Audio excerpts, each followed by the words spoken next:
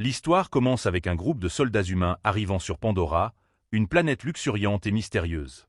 Ils sont accueillis par des Nassis, les habitants indigènes, qui les observent avec méfiance. Les humains, équipés de technologies avancées, cherchent à exploiter les ressources de la planète, tandis que les Nassis tentent de protéger leur terre sacrée.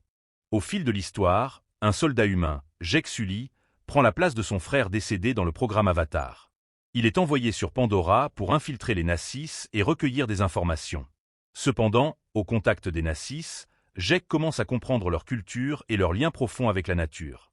Jek commence à vivre dans son corps Avatar et rencontre Neytiri, une jeune Nassis. Elle lui apprend les coutumes, la faune et la flore de Pandora. Malgré ses premières maladresses, Jek gagne progressivement la confiance de la tribu. Pendant ce temps, les humains poursuivent leur projet d'exploitation minière, menaçant l'équilibre écologique et spirituel de Pandora. Les tensions montent, et certains soldats commencent à montrer des signes de conflit moral face à la destruction que leur mission entraîne. Jek découvre un lien émotionnel profond avec Pandora, ressentant pour la première fois le vrai sens de l'harmonie entre les Nassis et leur environnement. Neytiri devient son guide, et une amitié qui se transforme en amour naît entre eux.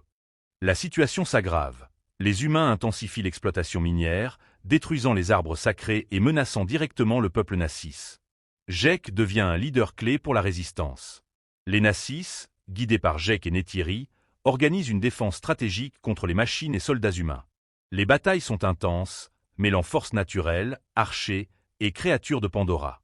Pendant la guerre, certains humains commencent à questionner leurs ordres et à voir la beauté et la vie précieuse de Pandora. Jek fait face à des choix difficiles, alliant son rôle de soldat infiltré et sa loyauté envers les Nassis. Le conflit atteint son paroxysme autour de l'arbre maison, symbole de la vie des Nassis. Grâce à la stratégie et au courage de Jek et Neytiri, les Nassis parviennent à repousser les humains. L'arbre maison est sauvé, et Pandora retrouve un équilibre fragile mais prometteur. Jek choisit alors de rester définitivement dans son corps Avatar, pleinement intégré dans la culture Nassis, laissant son ancienne vie humaine derrière lui.